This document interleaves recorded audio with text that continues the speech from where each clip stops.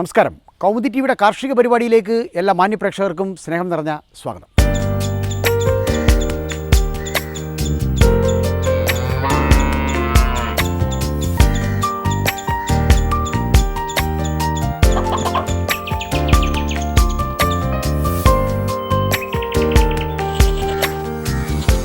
കൊല്ലത്ത് ചാത്തന്നൂരിൽ പ്ലാവറക്കുന്ന് എന്ന ഇടമുണ്ട്. അവിടെയാണ് കൗസ്തുഭം എഗ്ഗർ നഴ്സറി. കോഴിക്കുഞ്ഞുങ്ങളെ 45 ദിവസം വരെ വളർത്തി വീട്ടമ്മമാർക്ക് നൽകുന്ന ഇടമാണ് നഴ്സറി. മൃഗസംരക്ഷണ വകുപ്പിൻ്റെ സഹായത്തോടെ പ്രവർത്തിക്കുന്ന നഴ്സറിയെക്കുറിച്ച് ഒത്തിരി അറിയാനുണ്ട്. വിവിധയിനം കോഴിക്കുഞ്ഞുങ്ങളെക്കുറിച്ചും.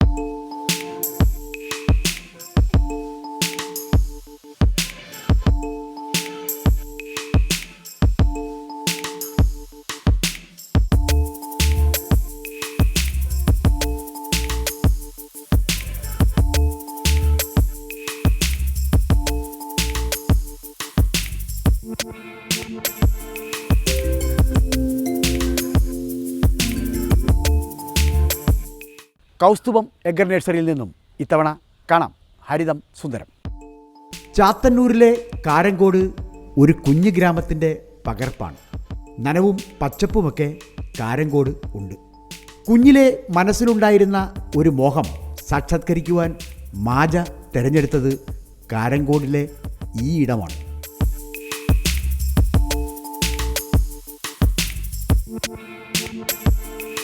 മുട്ടക്കോഴികളോട് പണ്ടേ പ്രിയമുണ്ട്. 5ഉം 6ഉം മുട്ടക്കോഴികളെ വെച്ച് വീട്ടിൽ തന്നെ വളർത്തിയിരുന്ന ഒരു കാലം മാജ ഓർക്കുന്നുണ്ട്. അപ്പോഴാണ് മൃഗസംരക്ഷണ വകുപ്പിൻ്റെ നഴ്സറിയെക്കുറിച്ച് അറിഞ്ഞത്. കൃത്യമായി പറഞ്ഞാൽ 16 വർഷം മുമ്പ്. പിന്നീട് അങ്ങോട്ട് പല ഫാമുകളിലെ സന്ദർശനം, പരിശീലനം ഇവയൊക്കെ നൽകിയ കരുത്തിലാണ് മാജ കൗസ്തുഭം എന്ന എഗ്ഗർ നഴ്സറി ആരംഭിക്കുന്നത്.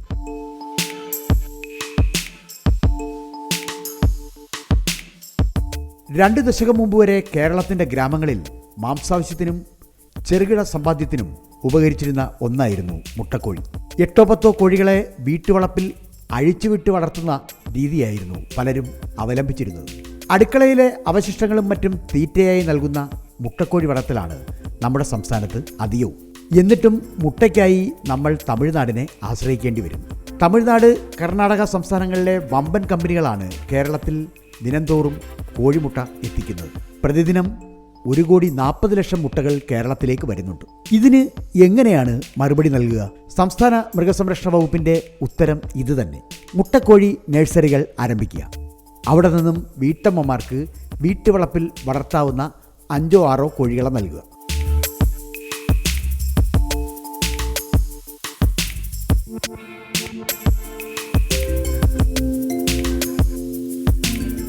വ്യാവസായികമായ ഒരു മുട്ടക്കോഴി വളർത്തലിന് ഇനി സാധ്യതയില്ല. അത് കണ്ടറിഞ്ഞാണ് നഴ്സറിക്ക് ജന്മം കൊടുക്കാൻ മാജയും തീരുമാനിച്ചത്. നല്ല സ്വയം തൊഴിൽ സംരംഭമാണ് മുട്ടക്കോഴി വളർത്തൽ. മുട്ടയ്ക്കും മുട്ടക്കോഴികൾക്കും ധാരാളം ആവശ്യക്കാരുണ്ട്.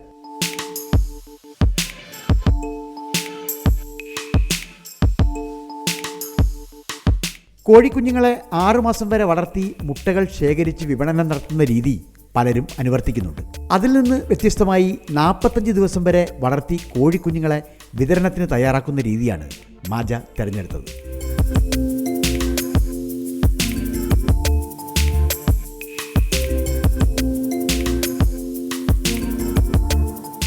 വേറൊരു നഴ്സറി അല്ല, വേറിട്ടൊരു നഴ്സറി ആവണം എന്ന നിർബന്ധമുണ്ടായിരുന്നു മാജയ്ക്ക്. തൂവലുകൾ വിരിഞ്ഞ് ശരീരോഷ്മാവ് നിലനിർത്താൻ സ്വയം കഴിയുന്നതുവരെ കോഴിക്കുഞ്ഞുങ്ങൾക്ക് കൃത്രിമ ചൂട് വേണം. അതുകൊണ്ട് തന്നെ ആദ്യ 14 ദിവസം ഒരു കൂടാരത്തിലാണ്. കൂടാരത്തിൻ്റെ ഘടനയിലുമുണ്ട് പ്രത്യേകതകൾ. 24 അടി നീളവും 16 അടി വീതിയും. മൊത്തത്തിൽ 120 അടിയോളം നീളമുള്ള ഒരു ഷെഡ് തന്നെ തീർത്തു. അതിനെ 3 ഭാഗങ്ങളായി തിരിച്ചാണ് മുട്ടക്കോഴി കുഞ്ഞുങ്ങളെ വളർത്തൽ. ആദ്യ 14 ദിവസം വരെ ബ്രൂഡിംഗ് ഷെഡിൽ, പിന്നീട് 14 മുതൽ 28 ദിവസം വരെയുള്ള പ്രായത്തിൽ മറ്റൊരു കൂടാരത്തിൽ. തുടർന്നാണ് വിൽപ്പനയ്ക്ക് തയ്യാറാക്കുന്ന കോഴിക്കുഞ്ഞുങ്ങളെ വളർത്തുന്ന 3ാമത്തെ കൂടാരം. ബ്രൂഡിംഗ് ഷെഡിൽ കാര്യങ്ങൾ വ്യത്യസ്തമാണ്. മുകളിൽ ഒരു താപസ്രോതസ്സും താഴെ കോഴിക്കുഞ്ഞുങ്ങൾ അകന്നു പോകാതിരിക്കാനുള്ള തടയും. തുടക്കത്തിലെ ചിക്കാടുകൾ മാറ്റുന്നത് ആദ്യ 2 ആഴ്ചയ്ക്ക് ശേഷമാണ്. മൊത്തത്തിൽ ഒരു ബ്രൂഡർ 3 മുതൽ 4 ആഴ്ച പ്രായം വരെ നിലനിർത്താം. ഒരു ദിവസം പ്രായമായ കോഴിക്കുഞ്ഞുങ്ങളെ സർക്കാർ ഫാമുകളിൽ നിന്നും വാങ്ങിയെത്തിക്കുന്ന രീതിയാണ് മാജ അവലംബിച്ചത്.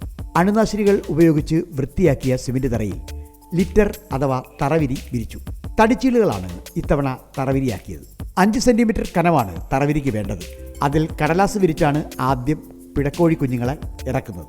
ഓരോ ആഴ്ചയിലും 2 സെന്റിമീറ്റർ കനത്തിൽ പുതിയ ലിറ്റർ അഥവാ തറവിരി ഇട്ടുകൊടുക്കണം. ഒരു ദിവസം പ്രായമുള്ള കോഴിക്കുഞ്ഞിന് 100 ചതുരശ്ര സെന്റിമീറ്റർ സ്ഥലമേ ആവശ്യമുള്ളൂ.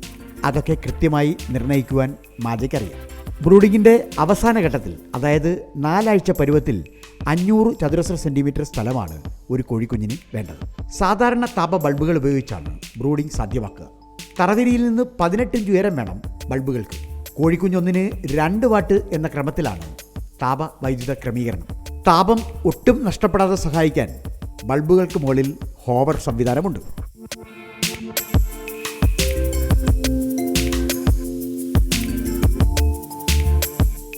ചൂട് കൂടിയാൽ കുഞ്ഞുങ്ങൾ താപസ്രോതസ്സിൽ നിന്ന് അകലും. കുറഞ്ഞാൽ താപസ്രോതസ്സിൽ കേന്ദ്രീകരിച്ച് കൂട്ടം കൂടി നിൽക്കും. ഈ പെരുമാറ്റം നിരീക്ഷിച്ചാണ് മാജ താപനില ക്രമീകരിക്കുക.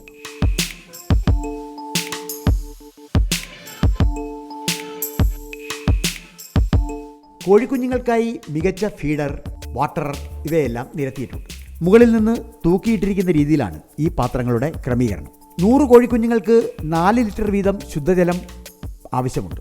ആഴം കുറഞ്ഞ 2-3 പാത്രങ്ങളിലാണ് അത് ക്രമീകരിക്കുക. വെള്ളപാത്രങ്ങളുടെ ഉയരം കോഴിക്കുഞ്ഞുങ്ങളുടെ മുതുകുയരത്തേക്കാൾ 1 ഇഞ്ച് അധികമായിരിക്കും. ആദ്യ ദിനം തന്നെ വെള്ളത്തിൽ 8% എന്ന തോതിൽ ഗ്ലൂക്കോസ് കലർത്തി നൽകും. ജല ഉപഭോഗത്തിലെ കുറവ് ആരോഗ്യ പ്രശ്നങ്ങളുടെ സൂചന കൂടിയാണ്. കുടിക്കുന്നതനുസരിച്ച് നിറയുന്നതാണ് ഹോപ്പർ പാത്രങ്ങൾ. അവയാണ് കൗസ്തുഭത്തിൽ പ്രയോഗിക്കുക. കോഴിക്കുഞ്ഞുങ്ങളുടെ രൂപവും ഭാവവും മേനിമിനുക്കവുമെല്ലാം സ്വന്തം കൈവെള്ള പോലെ ഹൃദ്യസ്ഥമാണ് മാജയ്ക്ക്. അവയെ പരിപാലിക്കാൻ അതിരാവിലെ തന്നെ എത്തും. ഭർത്താവ് വിനോദും കൂട്ടിനുണ്ട്. വെള്ളത്തിൻ്റെയും തീറ്റയുടെയും ഒക്കെ സജ്ജീകരണം മാജ തന്നെ ഏറ്റെടുക്കും. കോഴികളെയും അവയുടെ തീറ്റയെയും കുടിവെള്ളത്തെയും ഒക്കെ നിരീക്ഷിക്കും. ബ്യൂറോ ഓഫ് ഇന്ത്യൻ സ്റ്റാൻഡേർഡ്സ് ചട്ടപ്രകാരമുള്ള തീറ്റ തന്നെയാണ് കോഴിക്കുഞ്ഞുങ്ങൾക്ക് നൽകുക. വ്യാവസായിക രീതി ആദ്യ 8 ആഴ്ച വരെ ചിക്ക് സ്റ്റാർട്ടർ നൽകുക എന്നതാണ്. 8 വീക്സ് എന്ന രീതിയിൽ തന്നെ തീറ്റ ഇപ്പോൾ വിപണിയിലുണ്ട്.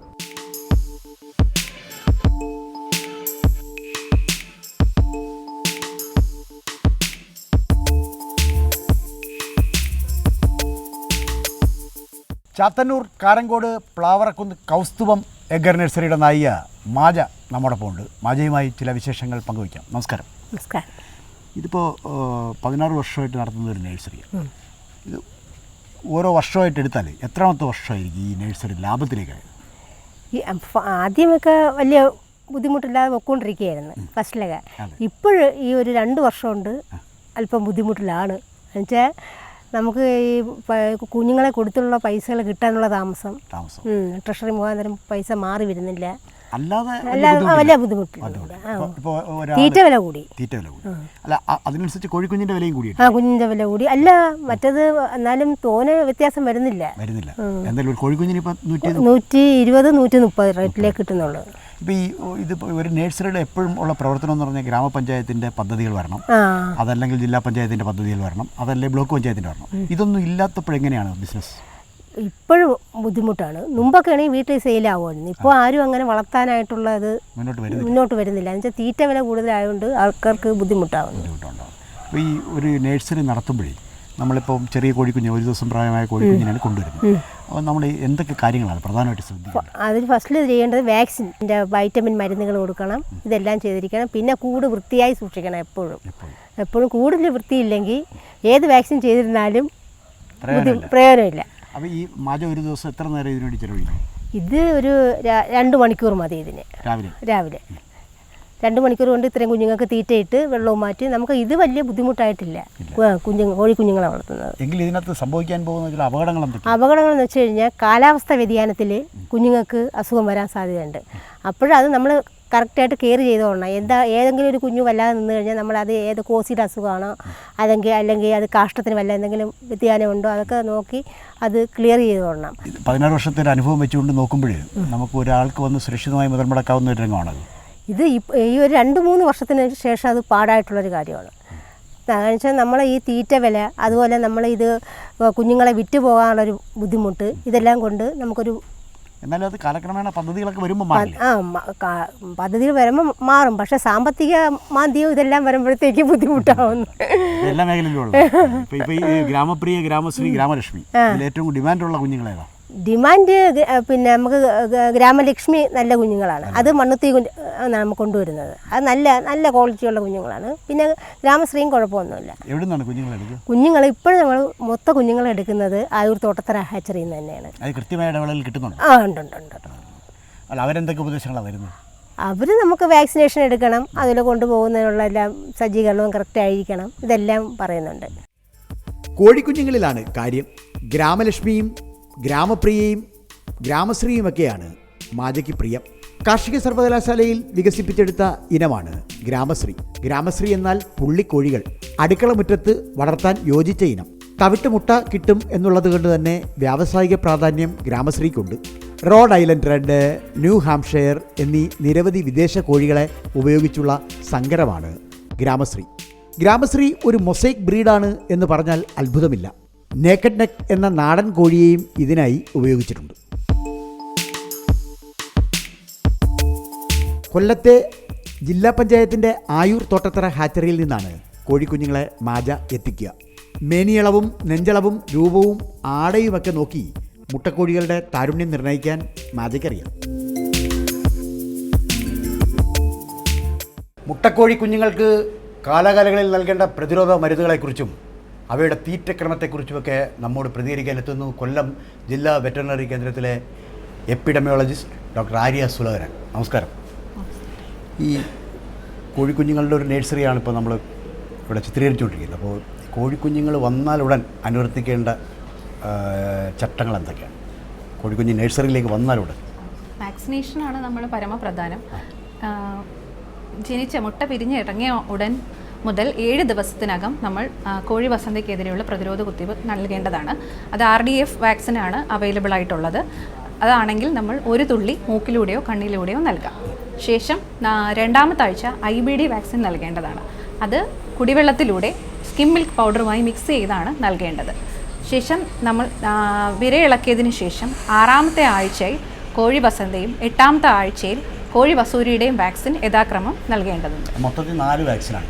അതെ, 5ാമത്തെ ദിവസം ഒരു വാക്സിൻ, 14ാമത്തെ ദിവസം ഒരു വാക്സിൻ, പിന്നെ 2ാമത്തെ ആഴ്ച വാക്സിൻ, പിന്നീട് നമ്മൾ 6ാമത്തെ ആഴ്ച കോഴി വസൂരിയുടെ വാക്സിനും 8ാമത്തെ ആഴ്ച കോഴി വസന്തയുടെ വാക്സിനും. ഇത്രയും വാക്സിൻ ചെയ്തിട്ടുള്ള മുട്ടക്കോഴികൾ ഫലപ്രദമായി തന്നെ കർഷകരുടെ കയ്യിലെത്തിച്ചാൽ അവർക്ക് രോഗങ്ങളെക്കുറിച്ച് അധികം പേടിക്കില്ല. അതെ സർ, അതെ പേടിക്കും. അപ്പോൾ ഇത് ഈ വാക്സിൻ ചെയ്യുമ്പോൾ നമ്മൾ ശ്രദ്ധിക്കേണ്ട എന്തെങ്കിലും കാര്യമാണ്? വിര ഇളക്കിയതിന് ശേഷം വാക്സിനേഷൻ നൽകുന്നതായിരിക്കും എപ്പോഴും നല്ലത്. അതുപോലെ തന്നെ ഇപ്പോൾ IBD വാക്സിനൊക്കെ ആണെങ്കിൽ സ്കിൻ മിൽക്ക് പൗഡറുമായി മിക്സ് ചെയ്യേണ്ട കാര്യവും ഉണ്ട്. ഈ വാക്സിൻ കൃത്യമായി കിട്ടിയിട്ടുള്ള കോഴികൾ, അപ്പോൾ അതായത് 8ാമത്തെ ആഴ്ചയ്ക്ക് വാക്സിൻ ചെയ്തതിന് ശേഷമാണ് ഈ കോഴിക്കുഞ്ഞിനെ കർഷകർക്ക് നൽകുന്നത്. അപ്പോൾ ചെന്നാലുടൻ അവർ ശ്രദ്ധിക്കേണ്ട മറ്റെന്തെങ്കിലും കാര്യങ്ങളോ? വാക്സിനേഷൻ സ്ട്രെസ് ഉണ്ടാവാനുള്ള സാധ്യതയുള്ളത്, പുതുതായി അവർ വാങ്ങുന്നതും ഉള്ളൊരു സ്ട്രെസ് ഉള്ളത് കൊണ്ടും നമ്മൾ ഇതിനെ ഓൾറെഡി ഉള്ള കോഴികളുടെ കൂട്ടത്തിലൂടെ മിക്സ് ചെയ്യാതെ ഒരു ക്വാറന്റൈൻ കൊടുക്കുന്നത് വളരെ നല്ലതായിരിക്കും. കൂടാതെ വൈറ്റമിൻ, മിനറൽസ് മിശ്രിതം നൽകുന്നതും വളരെ നല്ലതായിരിക്കും. എത്ര ദിവസത്തെ ക്വാറന്റൈൻ ആണ് അങ്ങനെയാണെങ്കിൽ നൽകേണ്ടത്? മിനിമം 2 ആഴ്ചയെങ്കിലും നമ്മളൊരു ക്വാറന്റൈൻ പീരീഡ് കൊടുക്കണം. വൈറ്റമിൻ അതൊക്കെ എങ്ങനെയാണ് നൽകുക? കുടിക്കുന്ന വെള്ളത്തിലൂടെയാണ് നമ്മൾ ഇതിന് വൈറ്റമിൻ ആയാലും മിനറൽ മിക്സ്ചർ ആയാലും നൽകുന്നത്. സാധാരണ ഈ 45 ദിവസത്തിന് ശേഷം കർഷകരുടെ കയ്യിലെത്തുന്ന കോഴി 6 മാസം ആകുമ്പോഴാണ് മുട്ടയിടാൻ തുടങ്ങുന്നത്. ആ സമയത്ത് എന്തെങ്കിലും പ്രത്യേക മരുന്നുകൾ നൽകേണ്ടതുണ്ടോ? മുട്ടയിടുന്നതിനുമായി നമുക്ക് കാൽഷ്യത്തിൻ്റെ മരുന്നുകൾ നൽകുന്നത് വളരെ നല്ലതായിരിക്കും. കാൽഷ്യം സപ്ലിമെൻ്റ് ഓൾറെഡി നമുക്ക് അവൈലബിൾ ആണ് മാർക്കറ്റിൽ. കൂടാതെ തന്നെ പച്ചക്കക്ക നുറുക്കി കൊടുക്കുന്നത് വഴിയും നമുക്ക് കാൽഷ്യത്തിൻ്റെ കുറവ് നികത്താനായിട്ട് സാധിക്കും. ഈ വരുന്ന കാലം മുതൽ, അതായത് ഇപ്പോൾ ആദ്യത്തെ ആഴ്ചയൊക്കെ നമ്മൾ പത്രക്കടലാസ് വിരിച്ച് ബ്രോഡറിലിട്ട് തീറ്റ ക്രംബിൾസൊക്കെ കൊടുക്കുകയാണ് ചെയ്യുന്നത്. അപ്പോൾ ഈ പിന്നീട് ഇത് എത്ര അളവിലാണ് ഇത് കൊടുക്കേണ്ടത്? എങ്ങനെയാണ് ഇത് കൂട്ടിക്കൊണ്ട് വരേണ്ടത്? എത്രയാണ് അതിൻ്റെ ക്രമം? 8 ആഴ്ച വരെ നമ്മൾ ഈ സ്റ്റാർട്ടർ കൊടുക്കുന്നത് 5 ഗ്രാം വീതവും അതിൻ്റെ കൂടെ തന്നെ 10 ഗ്രാം അരിത്തവിട് നൽകാം. 20 ആഴ്ചയ്ക്ക് ശേഷമായി കഴിയുമ്പോൾ നമുക്ക് 10 ഗ്രാം സ്റ്റാർട്ടർ ഫുഡിൻ്റെ കൂടെ നമുക്ക് 40 ഗ്രാം വരെ അരിത്തവിട് മിക്സ് ചെയ്ത് നൽകാവുന്നതാണ്. അതുകൂടാതെ പച്ചില, പച്ചപ്പുല്ല് ഒക്കെ നൽകുന്നത് വഴി മുട്ടയുടെ മഞ്ഞക്കരുവിൻ്റെ കളർ നമുക്ക് കൂട്ടിയെടുക്കാൻ സാധിക്കും. അതേപോലെ തന്നെ പച്ചക്കറിയുടെ അവശിഷ്ടങ്ങൾ നുറുക്കി കൊടുക്കുന്നത് വഴി വിറ്റാമിൻസിൻ്റെ കുറവും നമുക്ക് നികത്താൻ സാധിക്കും. നമ്മൾ ഈ അടുക്കള മുറ്റത്ത് വളർത്താൻ പറ്റുന്ന കോഴികളാണ് ഇപ്പോൾ നമ്മൾ കാണിച്ചുകൊണ്ടിരിക്കുന്ന ഗ്രാമശ്രീ ആയാലും ഗ്രാമപ്രിയ ആയാലും കൈരളി ആയാലും ഗ്രാമലക്ഷ്മി ആയാലും ഒക്കെ അടുക്കള മുറ്റത്ത് വളർത്താൻ കഴിയുന്നതാണ്. അപ്പോൾ അതിന് പ്രത്യേകതരം ഒരു തീറ്റ നൽകേണ്ട ഒരു ആവശ്യമുണ്ടോ? പ്രത്യേകതരം തീറ്റ നമുക്ക് ഓൾറെഡി മാർക്കറ്റിൽ സ്റ്റാർട്ടർ ഫുഡ് കിട്ടും. അതിൻ്റെ കൂടെ തന്നെ നമ്മുടെ വീട്ടിലുള്ള ഭക്ഷണങ്ങളും കൂടെ ചേർത്ത് അരിത്തവിട് നമുക്ക് അങ്ങനെയുള്ള നാടൻ ഭക്ഷണങ്ങളും കൂടെ ചേർത്ത് നമുക്ക് നൽകാവുന്നതാണ്. ഈ പ്രധാനമായിട്ടും ഇതൊക്കെ ചെയ്താലും വീട്ടുമുറ്റത്തൊക്കെ വളർത്തുന്ന കോഴികൾക്ക് കണ്ടുവരുന്ന പ്രധാനപ്പെട്ട രോഗങ്ങളുണ്ട്. മെയിനായിട്ടും വിരയുടെ ശല്യം വളരെ അധികം. ഈ ചെകിഞ്ഞ് തിന്നുന്ന കോഴികളിൽ ഒരു പ്രധാനമായി നമ്മൾ കാണുന്നതാണ് വിരശല്യം. അതുകൊണ്ട് നമ്മൾ വിരയ്ക്കുള്ള മരുന്ന് കൃത്യമായ അളവിൽ കൃത്യമായ ഇടവേളകളിൽ നൽകേണ്ടതുണ്ട്. ആദ്യം ഈ വിരമരുന്ന് നൽകേണ്ട സമയം എപ്പോഴാണ്? ആദ്യം ഒരു മാസം കഴിഞ്ഞ് 1.5 മാസത്തിനകത്താണ് ആദ്യമായി നമ്മൾ വിരമരുന്ന് നൽകേണ്ടത്. പിന്നീട് ഒരു 2 മാസം 3 മാസത്തിൽ 6 മാസം വരെ അങ്ങനെ പോയിട്ട് 6 മാസത്തിന് ശേഷം എന്തെങ്കിലും വിരയുടെ ബുദ്ധിമുട്ട് തോന്നുന്ന മുറയ്ക്ക് നൽകുന്നതായിരിക്കും നല്ലത്. സാധാരണഗതിയിൽ ഈ വിരശല്യം കൂടാതെ മറ്റെന്തെങ്കിലും രോഗങ്ങളാണ് ഈ മുട്ടക്കോഴിക്ക് കാണുന്നത്? പിന്നെ കോക്സീഡിയ രോഗമുണ്ട്. ഈർപ്പം നിന്ന സാഹചര്യത്തിൽ ലിറ്ററിൽ നിന്നൊക്കെ വരുന്ന ടൈപ്പ് രോഗമായ കോക്സീഡിയ രോഗം വരാറുണ്ട്.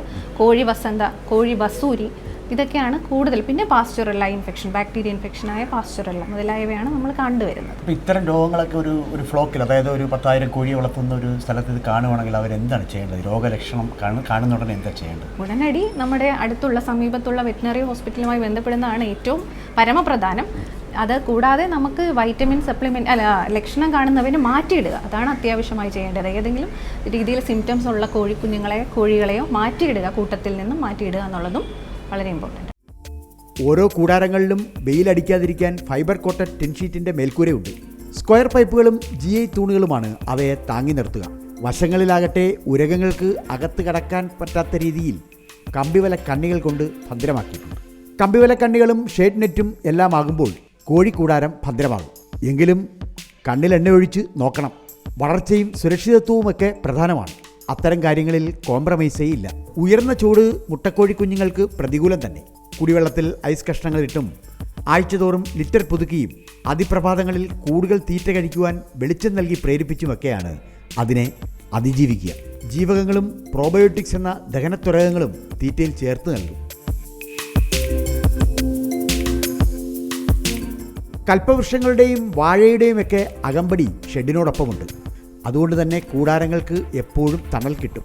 മാറിമറിയുന്ന മുട്ടക്കോഴി വളർത്തൽ രംഗത്തെക്കുറിച്ച് വ്യക്തമായ കാഴ്ചപ്പാടുകൾ മാജയ്ക്കുണ്ട്. അതൊക്കെയും ഹരിതം സുന്ദരത്തോട് പങ്കുവച്ചു. ഇത് അറിഞ്ഞുകൊണ്ട് ഇപ്പോൾ മാജയുടെ ഈ സംരംഭം ഇവിടെ ഉണ്ടെന്ന് അറിഞ്ഞുകൊണ്ട് പുറത്തുനിന്ന് വീട്ടമ്മമാരൊന്ന് മേടിക്കാൻ പറ്റും. ഒരുപാട് പേരുണ്ട്. അതാണോ ലാഭം? അതാണ് ലാഭം. പദ്ധതി കൊടുത്താൽ നമുക്ക് ഒരുമിച്ച് പൈസ കിട്ടും. അന്നേരം ഇച്ചിരി കാലതാമസം വരും. അതാകുമ്പോൾ ഒരു കാര്യത്തിനായിട്ട് നമുക്ക് എടുക്കാൻ പറ്റും. ഇതാകുമ്പോൾ അപ്പോഴേ പോയിക്കൊണ്ടിരിക്കും. കയ്യിൽ നിന്ന് വരുന്ന അപ്പോഴേ തീറ്റ എടുപ്പ് അങ്ങനെയൊക്കെ നമുക്ക് സ്വരുക്കൂട്ടി വെച്ചിരിക്കാൻ പറ്റത്തില്ല. ഗ്രാമശ്രീ ഉൾപ്പെടെയുള്ള കോഴിക്കുഞ്ഞാകുമ്പോഴത്തേക്ക് വീട്ടുമുറ്റത്തൊക്കെ വളർത്താൻ പറ്റും. പറ്റും. വീട്ടമ്മമാർക്ക് വളർത്താൻ പറ്റും. പൊതുവെ ഈ മേഖലയോട് താല്പര്യം ആളുകൾക്കുണ്ടോ? ഉണ്ട്. കുറേ പേർക്കുണ്ട്. പിന്നെ വീട്ടിൽ വളർത്തുമ്പോഴത്തേക്ക് ഇതിൻ്റെ പരിസരം കുറവുള്ള ആൾക്കാരുണ്ട്. അപ്പോൾ അവർക്ക് ഇതിനെ കൊണ്ടുപോകാനുള്ള ബുദ്ധിമുട്ടൊക്കെ കൊണ്ടാണ്. പിന്നെ പട്ടിശല്യം ഭയങ്കര ശല്യമാണ്. ഇതൊക്കെ എങ്ങനെയാണ് പഠിച്ചത്? ഞാൻ പഠിച്ചതെന്ന് വെച്ച് കഴിഞ്ഞാൽ ആദ്യം ഞങ്ങളുടെ ബന്ധുവാണ് ആദ്യം തുടങ്ങുന്നത്. അപ്പോൾ അവർ എനിക്ക് കുട്ടിക്കാലത്തെ ഈ കുഞ്ഞുങ്ങളെ വളർത്തുന്നത് ഭയങ്കര താല്പര്യമുള്ള കക്ഷിയായിരുന്നു. അപ്പോഴും പിന്നെ കുറച്ച് കുഞ്ഞുങ്ങളെ ഇട്ട് വളർത്തി ഞങ്ങൾ കുറേശ്ശെ ആദ്യം 300 കുഞ്ഞുങ്ങളായിരുന്നു. അത് കഴിഞ്ഞിട്ട് ഒരു 1000 ആയി, 1500 പിന്നെ ഞങ്ങൾക്ക് സ്കീമിലേക്ക് കുഞ്ഞുങ്ങളെ ആവശ്യപ്പെട്ട് വന്നു തുടങ്ങി. അപ്പോൾ അങ്ങനെ കുറച്ചുകൂടെ വളർത്തി. പിന്നെ വീട്ടിൽ വെച്ചിട്ട് ഒരു നല്ലൊരു സജ്ജീകരണം ആയപ്പോഴത്തേക്ക് പറഞ്ഞ് അപ്പോൾ പരിസരത്ത് സ്ഥലം കുറവായതുകൊണ്ടാണ് ഇവിടെ സ്ഥലം വാങ്ങിച്ച് ഞങ്ങൾ തുടങ്ങാൻ കാരണമായത്. ഒരുപാട് പൈസയായി. അതെല്ലാം ഇപ്പം നമ്മൾ ഈ സ്ഥലം തന്നെ വാങ്ങിച്ചത് ഒരു കടബാധ്യതയുടെ കൂടിയാണ് വാങ്ങിക്കുന്നത്. അപ്പോഴും പിന്നെ ഇത് തുടങ്ങി വരുമ്പോൾ മാറത്തില്ല. മാറിയാൽ നമുക്ക് വേറൊരു തൊഴിൽ വേണ്ടേ? ഉണ്ട്. ഭയങ്കര മത്സരമാണ്. മത്സരമാണ് ഭയങ്കര ഇതിൽ നടന്നുകൊണ്ടിരിക്കുകയാണ്. അപ്പോൾ ഇതിനെ ഈ ഇത്തരം മത്സരങ്ങൾ എങ്ങനെയാണ് പിടിച്ചിരിക്കുന്നത്? ഇല്ല, നമ്മൾ ഈ നല്ല കുഞ്ഞുങ്ങളെ കൊടുക്കുകയാണെങ്കിൽ നമുക്കൊരു മത്സരത്തിന് പോകേണ്ട ആവശ്യമില്ല. നമുക്ക് അത് താനെ തന്നെ ഓർഡർ കിട്ടിക്കോളും. ഇപ്പോൾ ഇവിടുന്ന് വാങ്ങിച്ചുകൊണ്ട് വന്ന് കുഞ്ഞുങ്ങളെയൊക്കെ വാങ്ങിച്ചുകൊണ്ട് പോകുന്ന വീട്ടമ്മമാരുടെ ഒരു അഭിപ്രായം എന്താ? കുഴപ്പമില്ല, നല്ല കുഞ്ഞുങ്ങളായതുകൊണ്ട് എനിക്ക് പിന്നെ നമുക്ക് വീട്ടിൽ കൊടുക്കാൻ സാധിക്കാത്തൊരു ബുദ്ധിമുട്ട് വെച്ചാൽ സ്കീമിൽ കൊടുക്കുന്നതുകൊണ്ട് നമുക്ക് തികയത്തില്ല മിക്കവാറും. അപ്പോൾ അതിനുള്ള കുഞ്ഞുങ്ങളെ കിട്ടാറുള്ളല്ലോ. ഇതിൻ്റെ ഈ ബ്രൂഡിംഗ് ഒക്കെ എങ്ങനെയാണ്? ബ്രൂഡിങ് നമ്മൾ പിന്നെ ഫസ്റ്റിൽ കൊണ്ടുവന്നിട്ട് ഒരു 15 ദിവസത്തോളം നമ്മൾ ചെയ്യാറുണ്ട്, ബ്രൂഡ് ചെയ്യാറുണ്ട്.